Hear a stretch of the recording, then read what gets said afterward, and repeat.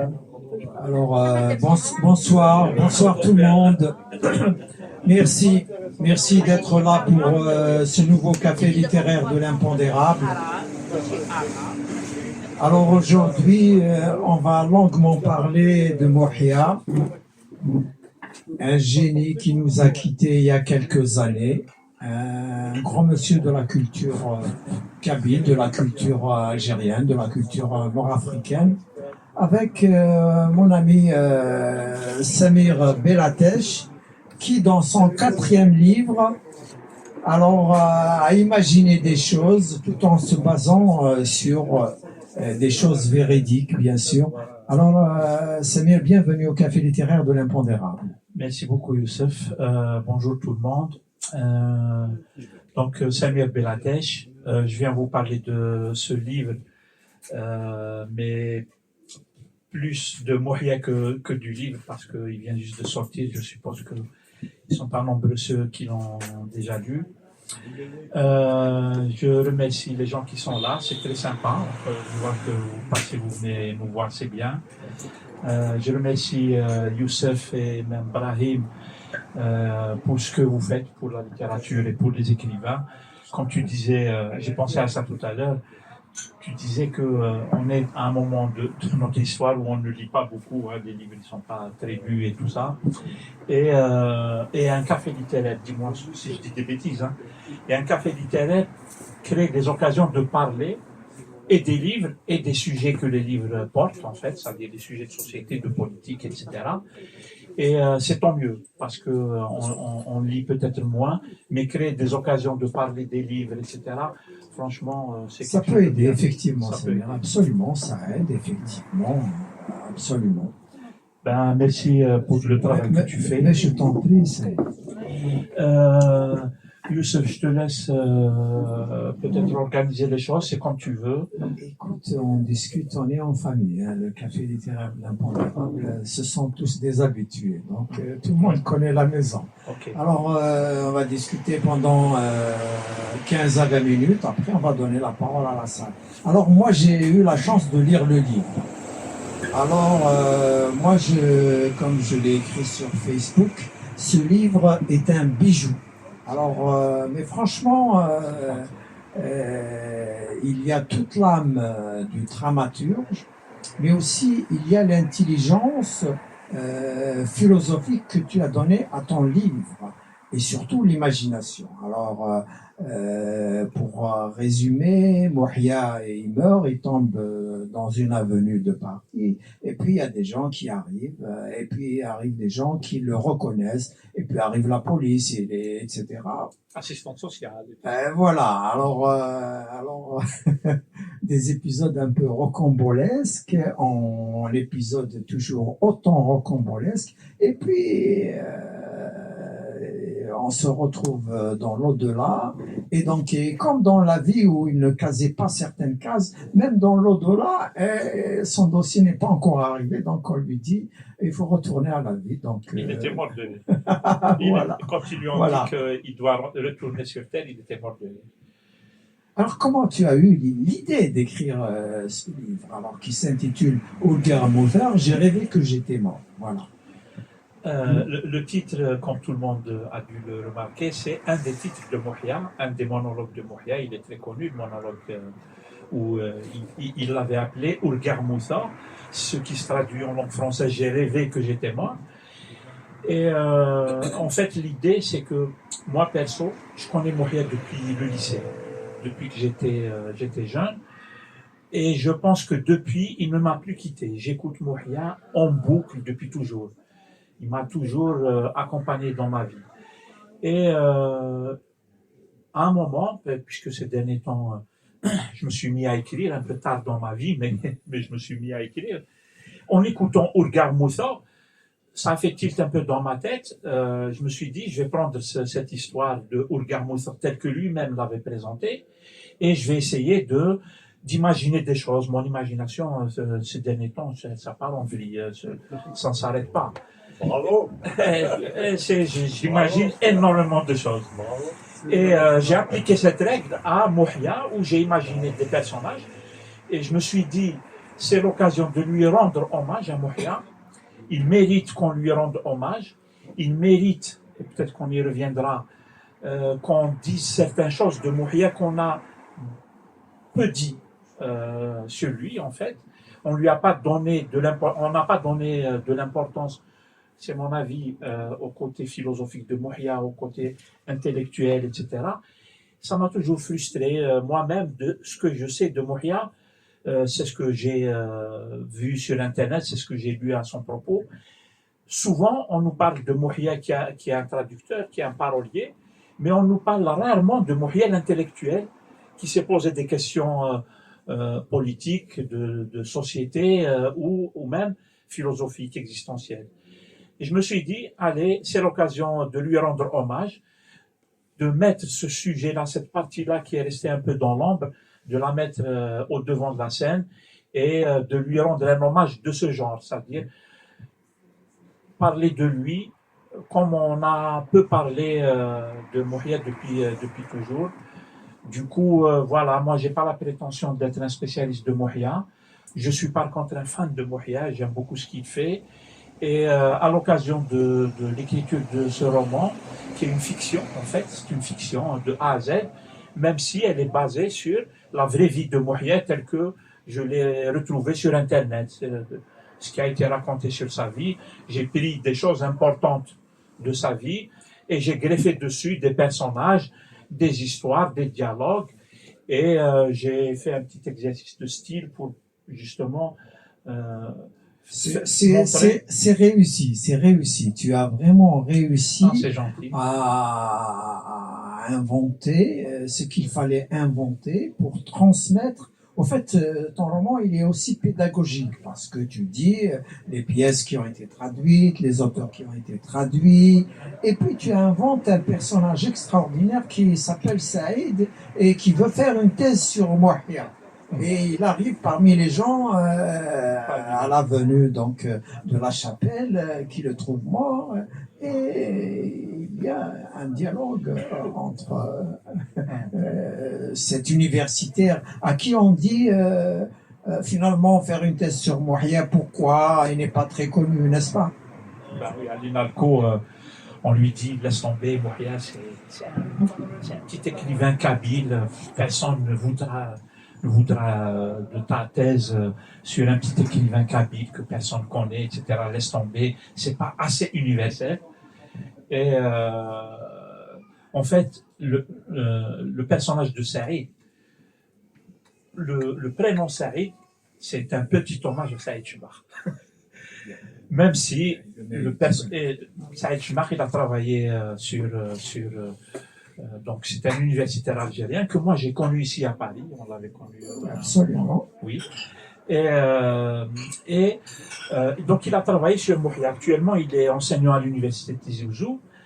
Et mon personnage, qui s'appelle Saïd dans le roman, ce n'est pas le vrai personnage. J'ai repris son prénom et j'ai repris une certaine idée du personnage. Ça veut dire, t'as vu que dans le roman, quand les gens ils passaient devant le mort, le corps là qui était par terre, il y en avait qui disaient des choses bien de Mouhia alors qu'ils ne le connaissent pas du tout.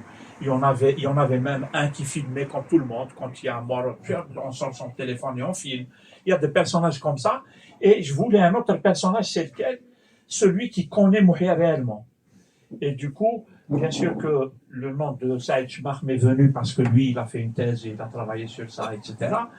Et le rôle du personnage Saïd dans le roman, c'est Mouhia qui a été, à mon avis, mal compris ou insuffisamment compris par sa communauté et même par la communauté universitaire et tout. On a juste connu le Mouhia qui faisait rire, le comique, etc. J'ai voulu un personnage qui, lui, va être différent. C'est quelqu'un qui connaît Mouhia. Il a fait une thèse sur lui, il le connaît, et tu as vu un peu les dialogues qu'il a fait, c'est-à-dire qu'à un moment, il disait, il m'a tout appris. Mouhia m'a tout appris sur ma langue, sur mon identité. Et il le disait quand on l'a fait venir témoigner devant les anges. parce que Mohia, il a été jugé par les anges quand il est mort, etc. Et ils ont appelé un témoin qui va témoigner à propos de Mohia, ils ont appelé Saïd. Et il a dit, je témoigne, Mohia, il m'a appris des choses sur ma langue, sur ma culture, et c'est pour ça que j'ai fait une thèse à l'INALCO, etc. C'est ça le rôle du personnage Saïd dans le roman, en fait. Alors que tous les autres, ils nous connaissaient, c'est les bro-bros.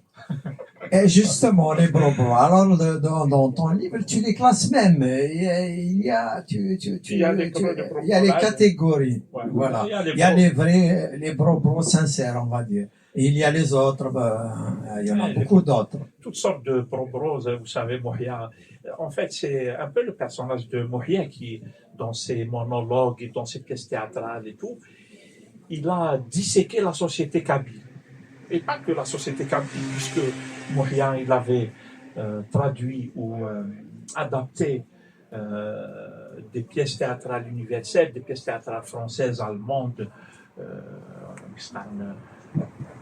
Beckett irlandaise, russe, chinoise, polonaise, etc. Et il a disséqué, grâce à ça, la société kabyle. Et du coup, même les bro-bros, il les avait classés. Enfin, c'est le personnage qui dit qu'il y a des bro-bros qui sont sincères.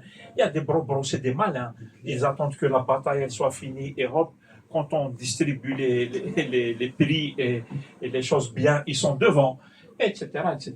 Donc j'ai fait un peu, je te dis, j'ai essayé de rentrer un petit peu dans la peau de Mohia, mais avec beaucoup de. Je voulais pas faire l'éléphant qui est dans un salon de porcelaine où il casse tout. J'ai essayé d'y aller doucement, sans trop tout casser, mais j'ai imaginé Mohia face à toutes ces situations-là qui sont sa vie. D'ailleurs, tu as vu que c'est dans la deuxième partie, il se pose, en fait, il revit sa vie. Et il remet en cause les choses. Est-ce qu'il est content de ce qu'il a fait? Est-ce qu'il n'est pas content? Voilà. Ceci dit, comme fil conducteur, tu as aussi mis ce qui est intéressant pour ceux qui ne connaissent pas sa vraie vie. Ses déploiements en mathématiques, donc sa venue en France. Il est passé par des petits boulots avant d'avoir son petit commerce, et tu le mets en train d'écrire aussi, en train de travailler les adaptations, hein, on va dire pas les traductions, les adaptations, parce que lui, tu le dis dans ton roman, il adapte plutôt les textes. Quand il était devant les juges là de l'au-delà, il lui demande, il lui pose la question, est-ce que tu traduis, est-ce que tu adaptes, etc. Et lui, il disait, je pense que ça doit tous nous parler, nous les Kabyles, on dit ça, par exemple, quelqu'un qui fait une bêtise, tu lui dis, mais je suis pourquoi? Et c'est Mohia, c'est ce qu'il dit dans le personnage, c'est ce qu'il dit, et je pense que le vrai Mohia aussi le dit, c'est que la kabilité, c'est une façon d'être, une façon de voir le monde, la kabilité. On a une autre façon de voir le monde, on a notre... Et d'ailleurs, elle est universelle. D'ailleurs, Mohia, il a démontré ça clairement en adaptant des œuvres universelles qui rapportent des choses qui se sont passées dans d'autres cultures, à d'autres époques, etc. Il les a rapportées à la société kabyle d'une manière extraordinaire. Ça veut dire que c'était tellement fluide. On lui demandait même, Saïd lui demandait, il lui fait, mais comment tu savais que ça allait marcher? Absolument, oui. C'est l'une des premières questions qu'il pose à comment tu savais que ça allait marcher? Parce que c'est pas évident. Tu traduis un chinois ou tu traduis un polonais en kabyle, ben, il faut le faire, hein, je veux dire. Voilà. Et donc, Mohia, c'était un peu ça le challenge, le défi qu'il avait. Il a démontré que Taqvayli, c'est universel. Taqvayli, c'est spécifique, mais c'est aussi universel. Et ça, voilà, moi-même, en rentrant dedans, j'ai imaginé le personnage, il revisite sa vie, il fait une rétrospection comme ça sur sa vie. C'est là où j'ai compris tout ça, en fait. Parce que j'écoute Mohia depuis 30 ans, depuis le lycée. Eh ben, c'est maintenant que j'ai compris tout ça. C'est quand je me suis mis un peu dans sa peau Et j'ai compris bien, effectivement, vous savez, tout le monde le sait, je pense que Moria, il était frustré, pour reprendre ton mot. Moria, il était frustré. C'est que les gens ne le comprenaient pas, en fait. Souvent, on ne retenait chez Moria que le côté comique. Et c'est ça, Moria. Il était drôle. C'est vrai, il était drôle. Il avait cette façon d'être drôle. De plus, chez Moria, le fait d'être drôle, c'est une technique. C'est-à-dire, il disait que c'est une façon de casser les défenses de l'auditeur pour que je puisse rentrer dans son cœur et dans sa tête et tout. C'est avec des choses qui le font rire. Tu fais rire quelqu'un et avec ça, tu lui fais avaler tout ce que tu veux. Et du coup, Moria, il avait cette façon. Mais Moria, ce n'était pas que ça. Moria, c'était quelqu'un qui s'était posé des questions existentielles, pourquoi on existe, pourquoi on meurt, etc. Il a été malade, il a affronté une maladie qui était incroyable. Tu as vu le personnage, il disait comment il a vécu la maladie. La maladie qui te vole ton temps. En fait, tu découvres que tu as une maladie grave et tu n'as plus le temps, en fait. Tu vois, Moria, c'était ça, il a été terrassé par une tumeur qui était foudroyante, c'est allé très vite, donc il n'avait plus le temps. Et donc il découvrait tout ça. Je pense que Moria, il n'a pas eu droit, je veux dire, aux honneurs auxquels il devrait avoir droit. C'était un grand monsieur de ce point de vue, et malheureusement, il n'était pas compris. Je réécoutais, non, je relisais ce qu'avait écrit Saïd Chmach à son propos. Il a rapporté un petit truc, un détail. En 79, en 79, il y avait un gros gala ici, et il est venu avec sa troupe théâtrale. Il a fait la première d'un gros spectacle de musique où il y avait Slimane Azam, Yizir, Wakil Amerika Doumran, etc. En 80 à 81, je fais là. Eh ben, le public les avait hués. On lui a crié dessus. Pourquoi? Parce que les gens, ils sont venus danser, ils sont venus écouter Yizir, etc. Et le théâtre, pour eux, c'est pas quelque chose, ça leur parle pas, le théâtre. C'est normal, c'est pas une critique, je veux dire, c'est pas une insulte, hein, c'est normal. Notre société, notre société n'a pas une culture de théâtre. On sort à peine de la nuit coloniale, j'allais dire, où on a été asservi et où on a été coupé du monde, où on nous a coupé de la culture et de la science, etc. Et du coup, les Kabyles ou les Algériens et tout, le théâtre, ils l'ont sifflé, Mohiam Skidi, il a pleuré et il était dégoûté. Et donc, Mohiam n'a pas eu droit à ce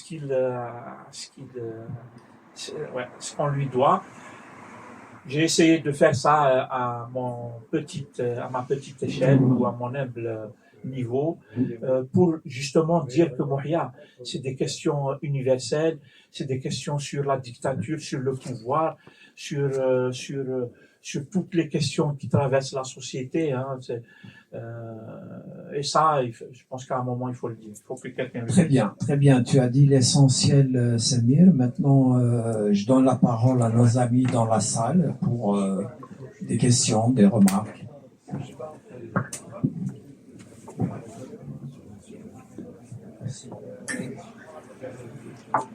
Samir Bilatesh, مرحبا ici, Merci beaucoup. café littéraire de l'impondérable, un café littéraire de la quasi légendaire de notre ami Youssef Zirem, Alors, bravo pour ce livre. Et je dirais que ce livre est attendu et inattendu. Alors, le livre est attendu par la continuité de ses thèmes, la mémoire, l'exil, la Kabylie, la transmission, qui prolonge les préoccupations déjà présentes dans votre œuvre précédente. En revanche, inattendu, car il surprend par sa manière de procéder. Un dispositif narratif original, une voix posthume qui donne la parole à un mort et une écriture située à la frontière entre biographie et fiction, où l'hommage devient aussi une invention littéraire. Alors, j'ai deux petites questions. Dans votre roman, Mouhia observe le monde depuis sa propre mort. Pourquoi ce regard depuis l'au-delà vous semble-t-il nécessaire pour parler de mémoire, d'exil et de transmission? Tu veux que j'enchaîne à la deuxième question? Non. Sinon, je vais oublier. Très bien. Non, je vais répondre vite fait. Merci beaucoup, Brahim. Je pense que tu dis des choses intéressantes que j'ai pas eu le temps de dire. Effectivement, c'est exactement ça. Tu le vois très bien. C'est une biographie, mais dans un genre de fiction. C'est pas un système littéraire répandu. Souvent, on fait soit une biographie, on est spécialiste d'un tel, on raconte sa vie d'une manière exhaustive, on dit les événements, etc. Une vraie biographie. Moi, j'ai pas cette prétention en fait, parce que Mouhia, quand même, il me semble que c'est c'est un inconnu. J'ai oublié comment il s'appelle, monsieur qui a écrit un beau livre qui s'appelle Cet illustre inconnu. Parce que Mouhia, il est autant connu, parce que il a fait chanter Farhati Maziani Moulay, il a fait chanter Djurdjura, il a fait chanter, et en même temps, on le connaît pas en fait. Mouhia, il était discret. Il a fait une seule interview ou deux interviews de toute sa vie. On ne le connaît pas en fait. Ni sa façon de travailler, ni... Et du coup, moi-même, je ne le connais pas suffisamment pour faire une vraie biographie comme on devrait le faire. Et je pense qu'il faut la faire. Ça a été fait par certains, par sa sœur et par l'universitaire, là, j'ai oublié son nom, le docteur en littérature. Et donc, j'ai greffé dessus où j'ai opté pour une vision un peu fictive. J'ai créé un personnage que j'ai essayé d'être fidèle à ce que je sais de Mouhia. J'ai essayé de pas donner une image mauvaise de Mouhia. Je ne veux pas donner une image mauvaise de Mouhia. Je ne l'idéalise pas. Yousfi me l'a rappelé tout à l'heure, il a raison. Mais je ne veux pas donner une mauvaise image de Mouhia. Je ne la connais pas. J'ai lu ce qu'a écrit sa sœur, etc. Si vous voulez connaître un peu sa vie privée et tout, il faut lire sa sœur, la fête des capitaux. Et elle a raconté le Mouhia difficile avec sa maman et tout. Mais c'était pas mon sujet. Et ensuite, pour la mort, je pense que, c'est-à-dire, quand j'écoutais son monologue Urgar Moussa, c'est ce qui a fait tilt dans ma tête en fait. C'est-à-dire que je peux raconter la vie de Mouhia une fois mort. C'est ce qu'il fait dans son monologue en fait. Après, il a imaginé son enterrement et tout. Mais en fait, il est mort et il fait une rétrospection un petit peu sur sa vie. C'est un procédé qui allait me rendre les choses un peu faciles. C'est comme ça que j'ai profité du fait que je pouvais faire comme ça pour raconter sa vie. Très bien, en tout cas, c'est très bien fait. Alors, vous expliquez que Mouhia ne traduisait pas. Il ne traduisait pas seulement les œuvres, mais qu'il les transposait dans une réalité kabyle. Alors, cette vision influence-t-elle aussi votre propre manière d'écrire? Dans ce que fait Mouhia, moi je me retrouve effectivement à ma façon. Moi personnellement, c'est son côté existentiel qui me parle. C'est l'existentialiste, il me semble là, il parle de la mort, de la vie, du pourquoi on vit, comment on peut supporter la routine dans la vie, etc. C'est-à-dire les sujets classiques des existentialistes, en fait.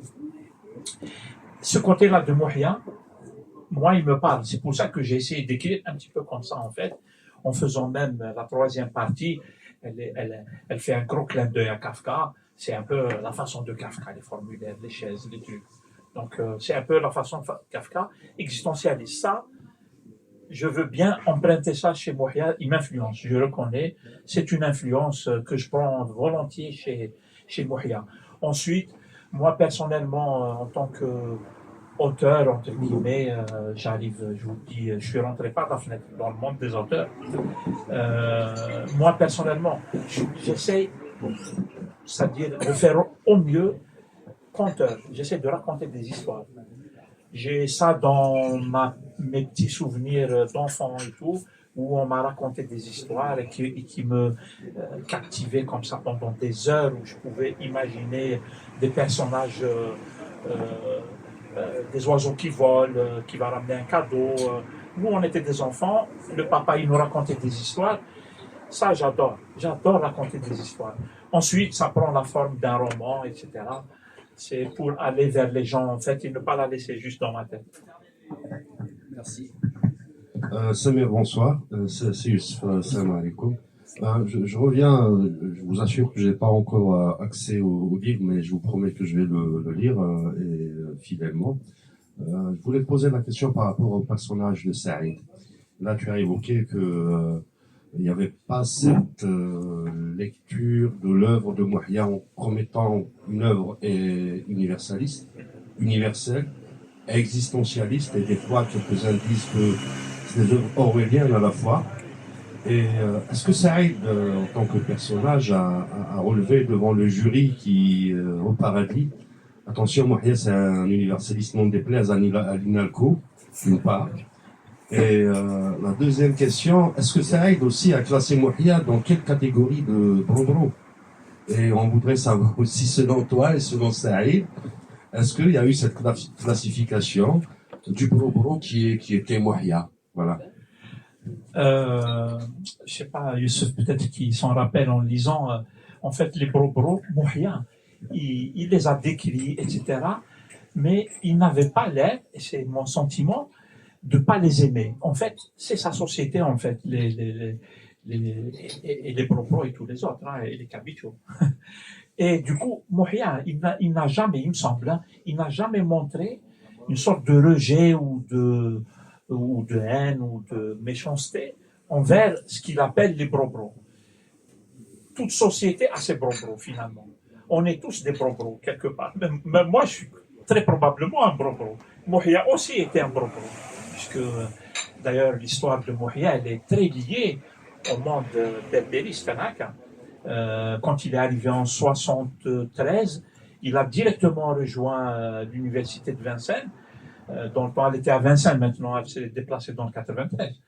Et où il y avait le groupe d'études berbères.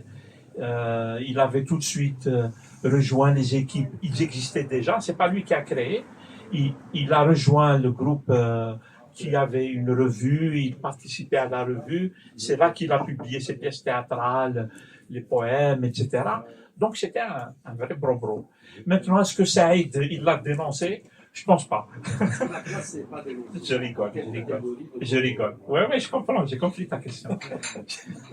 Parce qu'il était devant, à la fin du roman, il était devant un tribunal. Une sorte de tribunal, c'est même pas un tribunal. En fait, il arrive dans une salle. C'est une salle où les anges fonctionnaires, un peu comme Kafka, comme raconte Kafka, les anges fonctionnaires vont étudier son dossier et ils vont l'envoyer soit au paradis, soit en enfer, ils vont l'envoyer dans l'au-delà. Il va passer la trappe là qui envoie vers l'au-delà.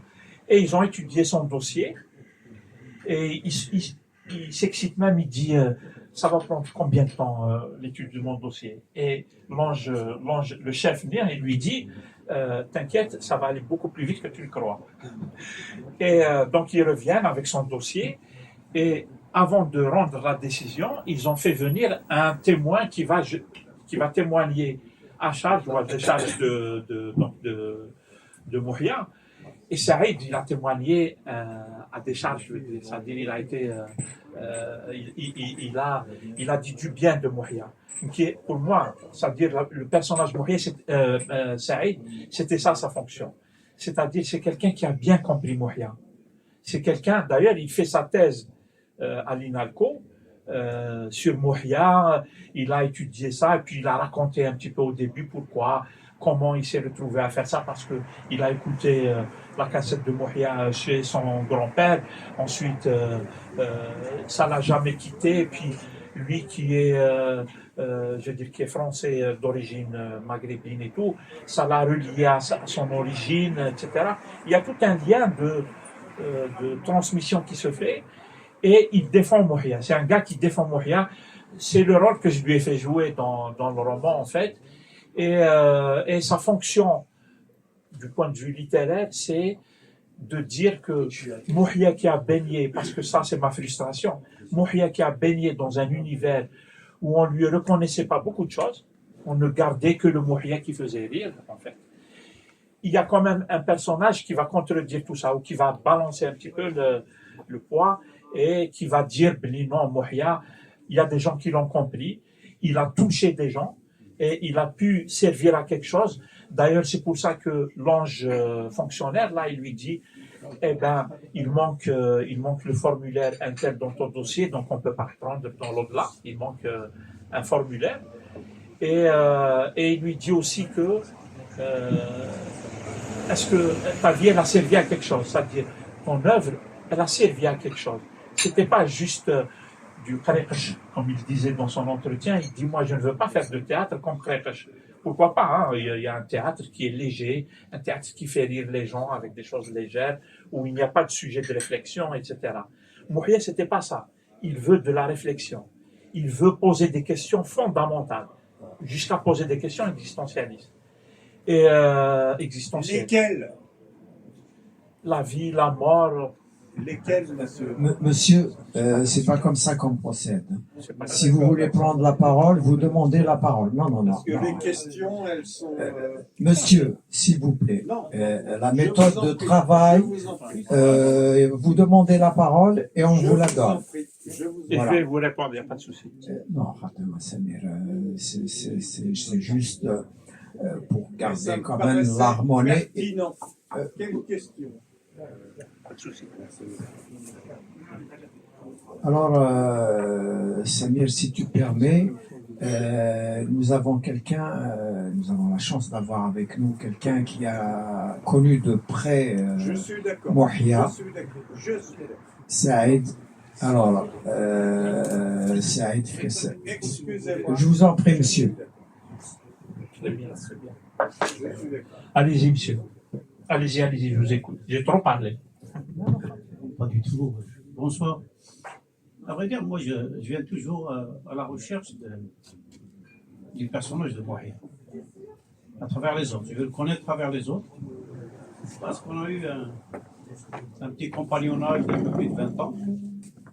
Donc, on a fait un petit peu, on a fait une partie théâtre, découverte son théâtre, je suis tombé comme ça par hasard. Grâce à Hamma, donc je devais assister, je faisais de la mise en scène, je peux venir traduire, parce que je comprends que c'est des Chabouillans, il a fait l'école d'art dramatique de Borges Kivan, c'était la première pièce qu'on avait montée. Hamma Hmiani. Miliani. Miliani. Ouais. Donc il montait la pièce, j'ai assisté, je suis tombé dans cette chose, je faisais du théâtre en français, au père d'Emmanuel, il faisait du théâtre, il était une artiste, c'est là qu'il faut que je sois. Donc après j'ai abandonné de l'autre côté, je suis revenu à la maison, je suis rentré au Bercail, quoi. Et ça m'a plu, je suis parti pour, je sais pas, peut-être 10 jours. Au théâtre, je parle du théâtre, je suis resté 10 ans. Quoi. Après, c'est la partie écriture, adaptation. Donc, je suis assez étonné parce que c'est très difficile de connaître quelqu'un qui ne parle pas de lui. D'accord? Et c'était un petit peu, d'ailleurs, il y a des gens qui venaient, entre autres, parce qu'il est l'homme à la casquette même. Miss New York, j'ai vu des gens passer, beaucoup de gens sont passés à l'époque, cette époque-là qui était très riche, avec Kadbiassi, Mabri, etc. C'était quelle époque, ça? Les années 80? C'était 81, 82, 83, enfin, bref. Mais Mouhia, c'est très difficile. Alors, on lui colle beaucoup de choses. Donc, il y a des strates d'informations, etc. Je n'ai jamais vu. Moi, je ne connais pas sur cet angle-là. C'est un TGV par rapport à nous. C'est un bonhomme, il a eu des étapes dans sa vie. Première étape, où on va aller vite. Je ne parle pas de la partie où il était au groupe d'études berbères à Vincennes. Au début, il est parti à Strasbourg parce qu'il était à l'école Zébine ou Baguilera. Je parle de ses œuvres. Donc, il a commencé par faire les fameuses cassettes, numérotées, je ne sais plus combien, 14 ans. 1 à 5 وقيلة. والله ما زعك واحد 7 واقيلا enfin c'est pas grave. Il y a des gens qui se sont arrêtés là dans leur moteur, etc. Mouhia, donc il s'initiait. À la limite, c'était son initiation. Donc, pourquoi je dis ça? C'est pas moi qui le dis. Après, je prenais ces réflexions. Je dis, enfin, il y avait un copain qui voulait retirer les cassettes NIR, etc., pour lui faire ce cadeau-là. Là, ça veut dire, là, donc il est venu, il est Rahinas, etc. Donc, Miras, j'ai été chez lui, le gars, il faisait de la production. Je me suis mis de côté de Raounes Diarko, voilà, j'ai envie, ça me fait plaisir de retirer des exemplaires des cassettes, etc. Et j'ai dit, et là, ça veut dire, les bêtises. Donc, en un mot, moi je rigolais un petit peu sous cap parce que ça, je connaissais les bêtises. Et voilà, lui, c'est toujours comme ça. Il y a sa personne, tu lui demandes rien. Donc, il était surpris, me regarder, enfin, il est venu, mon cœur est moyen. Donc,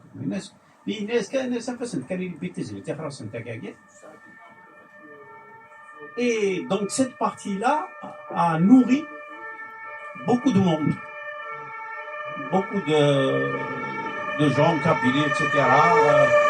Et on reprend souvent, je veux dire, par les cassettes MNR. C'est ce que j'entends. Mais je voyais le bonhomme, il a fait des étapes. Il est passé à l'écriture un peu plus standardisée, l'adaptation des pièces de Molière essentiellement, Samuel Beckett, Louchine et autres. On passe à un autre stade. C'est le théâtre. Donc il le pose là. Et la troisième étape, je l'ai vécue là. Non, celle du théâtre, c'est lui. Il y a eu la troisième étape où c'était une espèce de famille choisie. C'est vraiment familial. Toutes les semaines, 2 jours par semaine, on se voit malheureusement. Il n'y avait pas le Yanat, comment il s'appelle? Non, Mahfoud Yanat. Mahfoud Yanat, il venait faire des photos. Je lui demande ça souvent, mais il ne les a jamais ramenés au théâtre, etc. Il a plein de photos en noir et blanc, magnifiques et tout. Mais il a dit c'était un atelier. Donc cet atelier, c'est toute une histoire. Je disais, c'est l'occasion, moi, ça me fait plaisir de tomber sur des gens qui connaissent Moria. Et je le disais tout à l'heure quand même, parce qu'on ne le connaît pas suffisamment, c'est malheureux. Non, je découvre. Je pourrais dire, c'est venu après. Donc j'ai vu les étapes qu'il a passées. Donc là, la deuxième partie, c'est l'écriture théâtrale un peu plus soutenue, un peu plus épaisse, etc. C'est un plaisir de monter en les pièces parce qu'on a travaillé. Moi j'étais étudiant, donc ils me donnaient les textes nés, des manuscrits, enfin des copies de ces manuscrits, des cassettes, etc. pour monter ça. Et c'était la meilleure période de ma vie, en réalité. Le service, c'est comme ça, je ne regrette pas, au contraire, ça m'a construit. La dernière partie, ça a été l'écriture. L'écriture, donc, c'était les Grecs. Pour l'essentiel, ça avait commencé avec Gorgias, le Platon, le Valois. On s'est amusé. Je crois que c'est cette phrase-là qui m'avait frappé avec Gorgias. Il a déjà frappé il a dit on a retravaillé le texte en Samuel Beckett en attendant Godot pour 2 personnages. Donc on l'avait acté, fini, etc. On l'avait joué.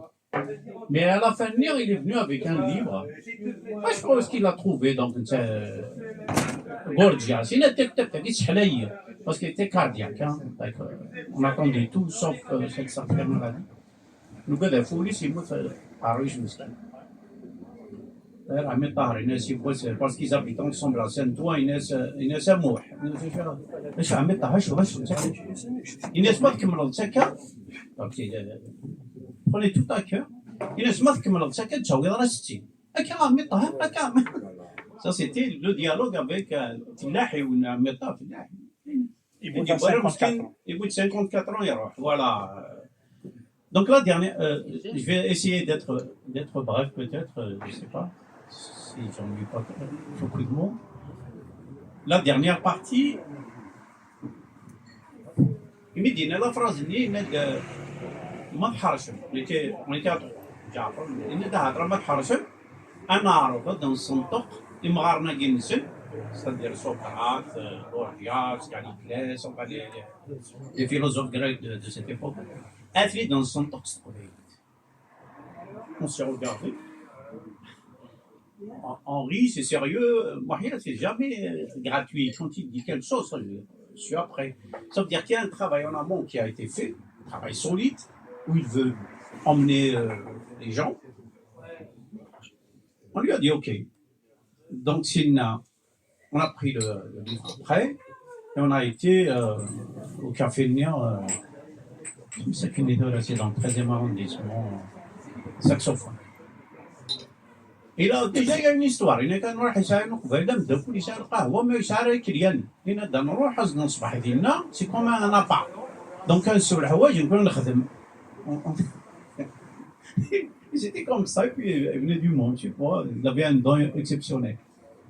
Donc on a commencé à travailler les textes, je ne vais pas rentrer dans le détail, c'était vraiment très, très intense, mais immensément intéressant. Bon, ben, voilà, tu penses bien avec l'âge, le temps, etc., avec sa disparition, avec le temps, ben, en réalité, ils s'en foutaient royalement. Donc, moi, c'est là qu'il moi, je suis un cas, ça me gêne un petit peu. Mais brutalement, excusez-moi, c'est que les bro, c'est Maria Romina qui n'est con. C'est le synonyme, c'est ça, c'est pas plus. Mais pas par méchanceté. On est toujours le con de quelqu'un. Il a inventé le mot, il a travers les bro. Et surtout, les intellectuels, un peu l'élite, etc. Alors ça devient des bro, des cons, quoi. Et ça, il le sait, mais il le dit. Bonjour. Il le dit de bon cœur, il le dit parce qu'il est excédé, il le dit parce que les gens qui sont en face, ils peuvent faire mieux, etc. C'est juste ça, hein. Il n'y a rien derrière. Mais je crois que ça, il ferait sur lui, c'était avec la langue, en réalité. Il ne va pas perdre autant de temps avec un travail aussi fastidieux, aussi exigeant, s'il ne croyait pas en cette langue. Mais on avait discuté un petit peu avec lui parce qu'on se voyait, au téléphone c'était 1 heure et demie en dehors, etc. Donc il y avait des questions, ça me revenait à l'esprit. Et c'est-à-dire il mettait dans la grande cabine à l'examen. Pour t'attaquer à des textes grecs, c'est pas simple. Parce que je me souviens du premier essai Lingordias, etc. Ça a pris un temps fou pour faire 40% du texte. Et il avait une base de données. Déjà avant le temps, il avait sa base de données. Etskiyif Chara. C'était du tabac hollandais. J'ai plus la marque dans la tête. Le papier était orange. Et il allait dans les cafés, il aimait bien avec les petites jeunes, etc. C'est là où il allait apprendre. Parce que, je pense que les gens, ils font beaucoup plus, énormément. Parce qu'il a rencontré, il a fait frontière avec guerre, etc. Et il y avait des répliques qui lui ont donné, etc. Donc, déjà, Farashivel, parce que c'est un ancien. Et à chaque fois qu'il y a quelque chose qui l'intéressait, il marquait sur la question de Chara, il notait des trucs. Mais Foutina, tu dis, qu'est-ce qu'il a mis dans son sac poubelle? Il a eu d'Amboise dans sa petite boutique, etc. La petite boutique,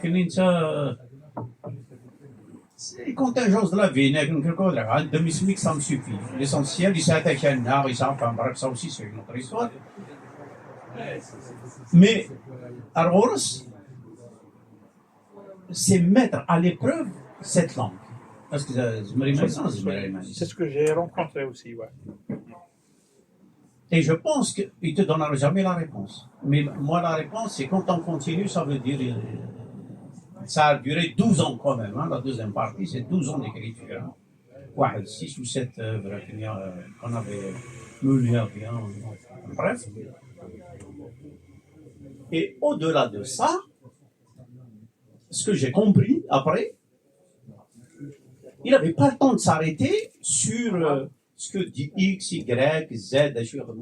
Non, c'était élever l'homme kabyle, à travers sa langue, ses coutumes, etc., à une dimension plus haute. C'est ça. Parce qu'il critiquait nos comportements.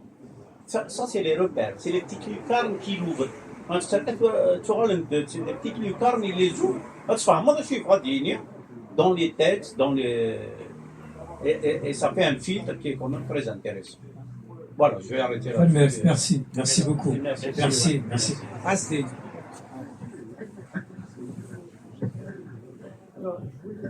Merci Samir. Je voulais juste mettre un commentaire par rapport à ce qu'a dit Messaïd. En fait, il me semble que même ce qu'il appelait des bêtises, à savoir les cassettes, ça a été une étape dans sa vie. Parce que le plus important, moi j'avais déjà travaillé quand j'étais étudiant sur Wahia, en fait, ce qu'on oublie souvent, c'est que Wahia, il avait mené, depuis le début, une réflexion sur la langue. D'ailleurs, dans les années 70, il était inscrit en thèse avec la femme de Paulette, Perdé, c'est ça, la femme de Lionel Galland, dans l'école des études. Après, si nous, en tant que lecteurs... Il enseignait le berbère aussi il a été à la CB. Pas à la CB, il a été répétiteur à l'INALCO. Puis, il y a une petite histoire, il est parti de l'INALCO. Mais il a enseigné la langue. Il a enseigné la langue. Exactement, il était répétiteur. Moi, j'ai des trucs, il y a un témoignage de Perdé, je crois, la femme de Lionel Galland. En fait, si on fait comme ça une réflexion sur le choix des textes, de ces textes par exemple, parce que les cassettes, contrairement à ce qu'on dit, tout ce qu'il a déclamé dans les cassettes, c'est des choses écrites auparavant. Parce qu'il y a une réflexion, ça c'est très important à noter. Alors le deuxième élément, lui-même il le dit quelque part, c'est que quand il avait commencé, il était jeune, communisant, tout ça, Brecht, même déjà à travers les choix des textes, par exemple Brecht c'est la distanciation, c'est ce qu'on appelle le fameux la distanciation, etc. Puis avec l'âge, avec la maturité, il y a la sagesse des Grecs. Malheureusement, on n'a pas beaucoup de traces sur... Il disait que les Grecs ont déjà tout dit. Ouais, mais ça, je pense qu'il est arrivé un peu plus tard dans sa vie, parce que quand on fait comme ça une lecture des principaux auteurs, par exemple Luxun, c'est un Chinois, c'était l'un des rares auteurs chinois qui ont écrit dans la langue populaire chinoise. Donc lui, il a écrit des tableaux populaires, ce qu'il appelle bon, il avait des choses comme ça. Bon, après, il avait son style à lui. Donc je voulais juste rajouter ça, que c'est quelqu'un qui a une réflexion, et à travers toute son œuvre, dommage qu'on n'a pas les traces de ces dernières œuvres. Très bien. Donc ça, c'est important. Très bien. C'est un très bon rappel que tu fais. Moi-même, j'y tiens vraiment à ce rappel. Par exemple, les choix qu'il avait fait des œuvres qu'il avait traduites. Ce n'était pas juste comme ça pour le plaisir, même si j'ai cru comprendre qu'il adaptait, etc., des gens qu'il aimait bien. Hein, il aimait Prévert, il aimait, etc., donc il les traduit et les adapte. Mais sinon, il y a, je pense, des questions quand même, quand il vient de le dire, Asdin, c'est que quand il adapte Brecht, c'est parce que Brecht avait une façon de présenter les choses, de travailler ses sujets, tout qui intéressait Mohia. Et la même chose pour Beckett, c'est-à-dire, il posait des questions en attendant Godot, et il voyait l'histoire des Kabyles ou la réalité des Kabyles, le quotidien des Kabyles, dans ce que faisait Beckett, dans ce que Beckett avait écrit et fait comme pièce. Du coup, Mohia ne choisissait pas au hasard ou d'une manière aveugle les pièces ou les œuvres qu'il adaptait. Il avait quand même des choix qui relevaient c'était un intellectuel et il savait très bien ce qu'il faisait. Et ça, malheureusement, je pense qu'on le dit pas souvent, on le dit pas assez, et peut-être qu'il faudra encore aller voir pourquoi il a traduit un tel, pas seulement d'une manière superficielle et tout. Non, il y avait des questionnements qui l'intéressaient lui ou qu'il voyait correspondre à la société kabyle, et c'est pour ça qu'il est allé les chercher dans des œuvres universelles. Et je confirme aussi ce que disait le monsieur, c'est que Mouhia a démontré par A plus B que la langue kabyle et la société kabyle sont universelles. Ce qui se dit dans des œuvres universelles peuvent se dire aussi dans la langue kabyle et ça correspond aussi à la société kabyle. Ce n'est pas rien, je pense. Donc, une fois, on lui avait posé une question.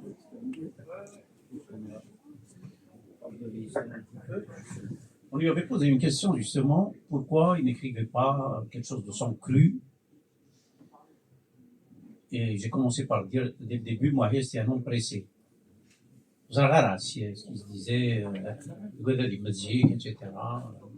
Il m'avait dit une phrase, je vous dire plus tard, enfin bref, c'était assez émouvante.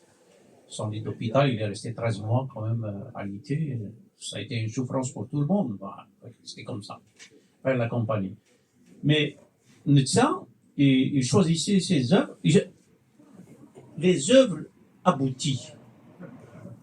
Prenez pas n'importe quoi. Les œuvres abouties. Le rayonnage était vide. Donc pour lui, c'est produire. C'est ça qui était ce qui est important, c'était ça. Aller produire.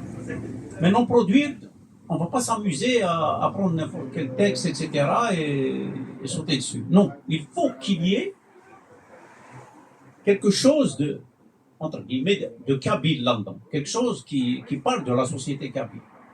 Mais ça reste un classique. Je ne sais pas, c'est les grandes humanités. Non, mais quand même, Samuel Beckett, etc., avec la Grande Goudo, ce n'est pas rien. Mais il l'a vu à travers des immigrés. Beaucoup d'idées, ils sont sur Paris. Hein. Et c'est facile. Moi, je pense que tout le monde est d'accord, le prend en compte. C'est pas facile, en fait, de maîtriser toutes ces œuvres-là, de les lire. Je pense qu'on n'est pas nombreux à avoir lu, ou je dis même moi, j'ai pas tout lu, hein, possible. C'est les Molières, les Prévert, enfin, et toutes les œuvres, des tonnes d'œuvres comme ça. D'abord, il faut les lire. Et encore plus, il faut les comprendre. Il faut comprendre les questions qui sont posées dans ces œuvres-là, des questions existentielles ou d'ordre politique ou de société, d'analyse, etc., même des questions littéraire, au sens technique du terme, de littérature. Mouhia, il avait une maîtrise de tout ça qui est extraordinaire quand même. C'est pas donné. Je pense que si on veut adapter, des choses comme ça, il faut maîtriser à fond ces sujets-là. C'est pas donné à tout le monde, je pense. Cela dit, il ne faut pas jeter la pierre aux gens. Hein. Les gens ne vous connaissent qu'à travers votre œuvre, vos œuvres, ce qui est accessible physiquement, c'est des livres, des cassettes, etc. C'est juste ça. C'est la chance, j'en sais rien. Ce qui a été accessible, ça a été ces cassettes. Et ça s'est cassé là. Après, ça a été des textes qui n'ont jamais été édités. C'était des troupes de théâtre qui jouaient. Les gens qui ont eu la chance d'assister à ces pièces-là, etc. Mais il n'y avait pas d'édition de ces œuvres-là. Tout aussi bien pour les œuvres grecques, etc. Et ça, c'est une longue histoire, vraiment. Parce que il y a des blocages. Voilà, je termine. J'aimerais te poser une question. Est-ce qu'à ce moment-là, la question de l'édition en livre de ces traductions, de ces adaptations, s'était posée ou pas? 200 vivants. 200 vivants, oui. 200 vivants, oui. Là, vous allez être surpris. Parce que je bossais au ministère de la Culture, donc on avait des éditions sur place, etc. Et nous, on travaillait sur les textes grecs et autres, hein, pas que grecs. Il y a eu du Molière, Khor de Saïd Ouassen, Philfour Boris Capin, etc. Donc moi, je lui disais, file-moi un manuscrit. Mais quand on adaptait, tout le monde n'écrivait pas. Tsar, il notait, Et puis, il s'arrêtait là, c'est-à-dire, c'était eux. C'était plus dans. C'est un travail collectif, donc il fallait alimenter en réplique, explication, etc. Notre temps, c'était ça. Et je ne sais pas, tu vois, comme ça. Mais bon, on ne sait pas, Mahia, il va disparaître comme ça, jamais de la vie, on ne pense pas à ça. Et je lui posais toujours la question, Carlos, même fois un truc, c'est le Kid, l'écriture, etc. Et je revenais à la charge, 2, 3 fois, etc. On m'a dit, parce qu'il m'a dit, essaye. Il est pour qui, pourquoi? Il m'a tué avec ça. Question électronique ou question. Il y a une question d'Agui après Nabil. Zulfi, oui. Alors, je vais poser une question. Avant de poser une question, je vais dénaquer une fille. Alors, plusieurs fois, j'ai l'habitude d'assister au ITER à Moria, j'ai fait des rencontres sur Moria. C'est-à-dire, à chaque fois, j'ai l'impression qu'on parle de Moria, mais qu'il n'en a pas fait. On parle jamais sur l'aspect technique et artistique, beaucoup plus. Et je vois dernière, par exemple, sur la terminologie théâtrale, on se trompe entre est-ce que vraiment Marie a fait de la traduction ou de l'adaptation? Parce que théâtralement parlant, on adapte à une forme théâtrale d'un livre, d'un roman, on l'adapte en pièce de théâtre. Après, il y a le sens, il y a l'humour, ok, tu l'adaptes à la technique, mais c'est une forme de traduction. C'est ça. Après, on a tas de dans le marié qui n'y a pas d'adaptation, qui n'y a pas de traduction, il y a pas de misfaham d'avant. Quel est qui ou regarde bien et n'y a pas. Après, je vois dernière. Est-ce que Mahi a fait de la création théâtrale? La création théâtrale, il a fait des traductions, ce que j'appellerais des traductions. Il a adapté Molière, il a adapté Pierre Andelot et tout. Mais à la Saboussan, où les pièces de théâtre ne sont pas montées vraiment, même chez Ouattara, après, elles sont montées, mais timidement. Il n'y a pas un aspect universel. Et je pense, le meilleur hommage qu'on puisse donner à Snari Mohiagi, c'est de monter ces œuvres-là d'une façon universelle, avec des techniques de théâtre. J'ai eu l'occasion de travailler un peu sur Teshvaïlith, des mots timidement, des séries policières. Séries policières, Teshvaïlith, je devrais ce costume, mais peut-être que c'est vrai que je pense qu'il est temps de se faire Mohia, il y a qui quitte une jam. Il y a un barno, c'est tout. Il a pas l'universel exporté. Voilà, et ma question c'était la traduction et l'adaptation. Voilà. Très bien, bravo. Je pense que Chini, tu viens du monde et du théâtre, tout ça, Naka. C'est Darius, il est auteur-compositeur, il fait du théâtre aussi, comédien. J'ai déjà rencontré Chini, Naka, les troupes théâtrales, sur des pièces de Mohia, Naka. Notamment peut-être Chini, Naka. Pas suffisamment. Je suis tout à fait d'accord. Je m'en rends compte en fouillant le sujet, tout ça. J'ai vu bien il y a énormément de choses qu'on pourrait faire sur Mohia et son œuvre et ce qu'il a fait, les adaptations, etc. Comme je disais tout à l'heure, c'est un gros travail qui relève de l'intellectuel, c'est-à-dire qu'il y a des questionnements très importants qui sont posés et tout, et c'est sur ça qu'il faut travailler. Moi, j'encourage pour travailler sur ce genre de choses. J'encourage. Allez-y, hein. À Paris, il y a les moyens, il faut faire. Hein. Vous avez entièrement raison. Ceci dit, effectivement, on a joué quand même son théâtre. Simné, joué par le TLP de Béjaïa, a été un succès populaire extraordinaire pendant des années. Oui, toujours. Il y a toujours eu beaucoup de bien reçu. Absolument. Ce qui serait intéressant, c'est, mais je crois savoir qu'il y a une opposition familiale à la publication des textes et de l'œuvre en général de Mohia. Il est- Droit d'autres réactions. je ne suis pas au courant. Peut-être Azine, il est plus au courant que moi. On raconte que son fils s'oppose à l'édition de cette œuvre. Moi, je ne vais pas rentrer dans cette polémique. Personnellement, ça fait 15 ans que j'avais publié justement un article en lisant un roman italien, ça m'a inspiré. En fait, c'est toute une polémique, c'est pas intéressant. En fait, pour répondre au monsieur, tout ce qui est terminologie, et le théâtre en général, c'est tout simplement que nous, on est très très peu intéressés par la chose culturelle. Nous devons avoir la modestie et l'humilité de dire que entre nos aspirations et notre réalité, il y a un écart. Le théâtre, je suis désolé, par contre, les travaux, le théâtre, Nasser Touali, il a fait un très beau livre sur le théâtre de Moria. Donc, c'est pas la production qui manque. Parce qu'il y a tout un discours, surtout dans notre diaspora, nihiliste, c'est comme si c'est la fin du monde. Non, il y a des gens qui font des choses. Récemment, j'ai vu un beau spectacle à Tizi Ouzou et vous connaissez monsieur. Enfin, c'est un haut niveau, hein. Vraiment, mise en scène, scénographie, tout ça, et l'écriture. Mais par rapport à Mouhia, pour les textes publiés, dans les années 70, quand il y avait le fameux GEP, moi-même j'ai les documents, il a publié. Alors, si vous êtes curieux de lire ces textes, certaines pièces de Mouhia, cette époque, ils sont dans la bibliothèque de Naguim Mahfouz, juste à côté, là en bas.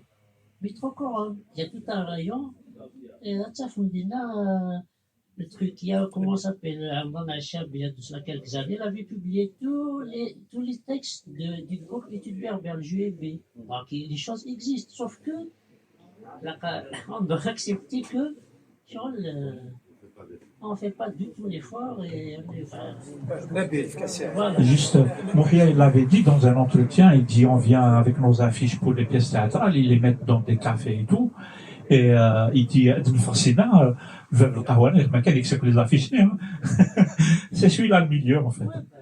Azine, Kassi Nabil, s'il te plaît. Nabil, ouais.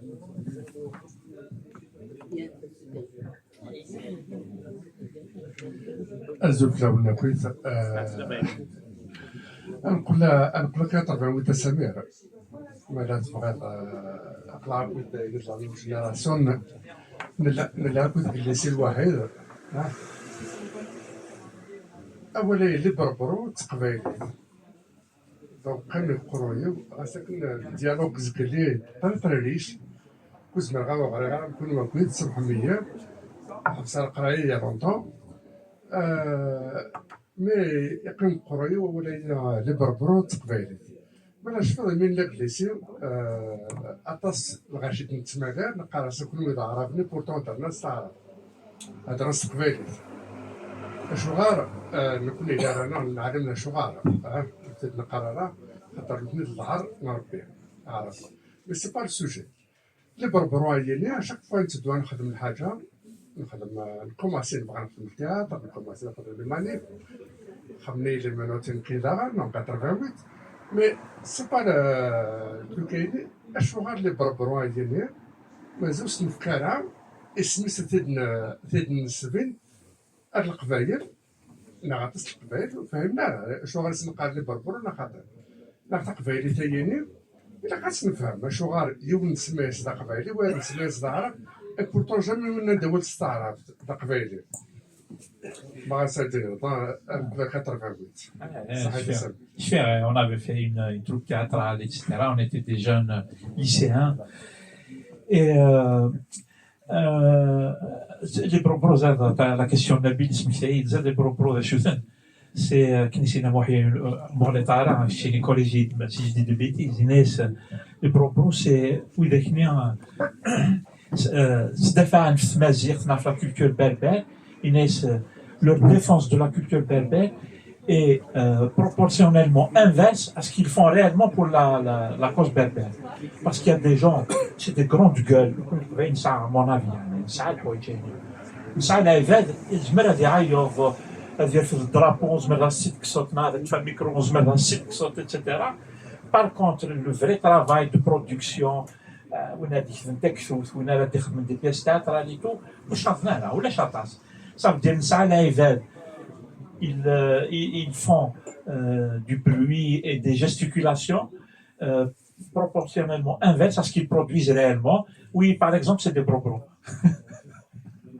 Très bien, Samir. Alors, pour terminer, est-ce qu'on a oublié quelque chose d'essentiel, Samir? Ou bien est-ce qu'il y a un livre qui est en chantier? Voilà. L'échantillon là, c'est un échantillon. Ah bah, c'est excellent, ça c'est très bien. Je l'avoue, c'est un peu, peut-être, في القبائل ثم مزيغ l'histoire مزيان et tout. C'est un moment, je suis attaché à ça. Mais bon, on en reparlera le moment venu. Sinon, je remercie les gens vous êtes là, c'est très très sympa. Je vous remercie pour l'accueil et l'encouragement. Et puis, le livre, vous pouvez le trouver sur Amazon, vous cherchez Mohia, il va apparaître les résultats. N'hésitez pas à me dire votre avis, soit par mail, soit sur les commentaires de Amazon et tout. Tous les avis sont les bienvenus. Merci Samir, merci à vous tous.